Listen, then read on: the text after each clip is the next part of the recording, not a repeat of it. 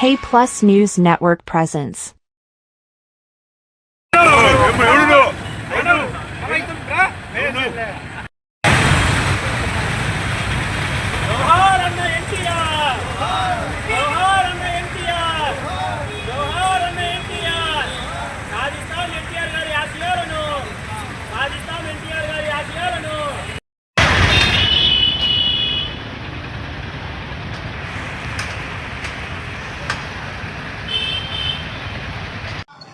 అందరికీ నమస్కారాలు.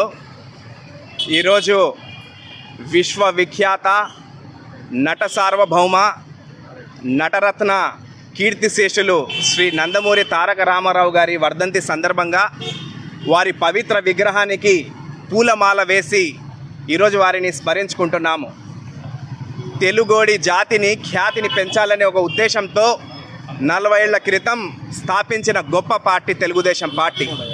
తెలుగోడి ఆత్మ గౌరవాన్ని కాపాడడం కోసం, తెలుగోడి పౌరుషాన్ని చాటి చెప్పడం కోసము స్థాపించిన తెలుగుదేశం పార్టీ ఈరోజు 1,50,000 పైచిలుకు సభ్యత్వములతో ఒక బహుళ కుటుంబంలా రెపరెపలాడుతూ ఉంది. యుగాలు మారినా, తరాలు మారినా ఆ యుగ పురుషుడి కీర్తిని, ఆ పుణ్యపురుషుడి స్ఫూర్తిని మరవలేము. అంత గొప్ప వ్యక్తి ఎన్టీ రామారావు గారు.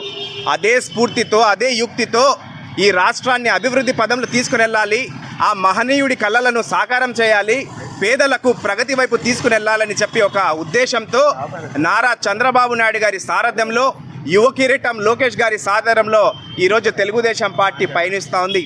అదే బాటలో పేదలకు ఆసరా కల్పించాలని ఒక సదుద్దేశంతో కడప ఎమ్మెల్యే మాధవిరెడ్డి గారు కూడా తన ఇంటి ద్వారాలను, తమ నివాస ద్వారాలను ప్రతి పేదవాడికి, ప్రతి అణగారిన వర్గానికి ఎటువంటి బేసిజాలు లేకుండా తెరిచిపెట్టారు.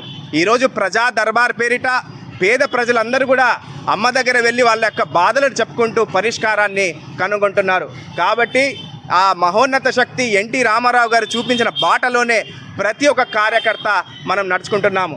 ఆ బహుముఖ ప్రజ్ఞాశాలి మన మధ్యలో భౌతికంగా లేకపోయినా కూడా ప్రతి ఒక్క కార్యకర్త గుండెల్లో ఆరాధ్య దైవంలా కొలు ఉన్నారని చెప్పడంలో ఎటువంటి అతిశయోక్తి లేదు.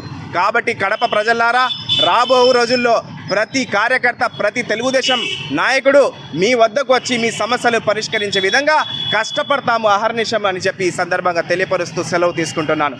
జోహార్ ఎన్టీఆర్, జోహార్ ఎన్టీఆర్.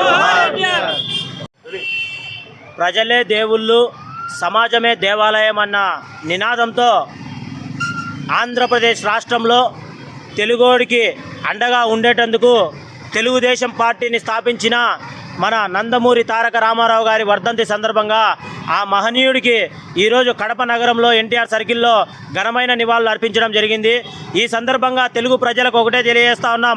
ఎందుకంటే తెలుగుదేశం పార్టీ పేదల పక్షాన ఉన్నటువంటి పార్టీ అనేది ఇప్పటికీ ప్రూవ్ చేసుకుంటూనే ఉంది. గత 40 సంవత్సరాల కిందట ఏర్పాటైనటువంటి ఈ యొక్క పార్టీని ఈరోజు ఎంతోమంది కార్యకర్తలు అయితేనేమి, నాయకులు అయితేనేమి వేలాది మందిగా ఈరోజు ప్రజలకు అందుబాటులో ఉంటూ ప్రజలకు సేవ చేస్తున్నారంటే ఆ స్వర్గీయ నందమూరి తారక రామారావు గారు నాడు చేసినటువంటి కృషినే ఫలితమే ఈరోజు అని చెప్పి చాలా గర్వంగా తెలుపుకోవచ్చు.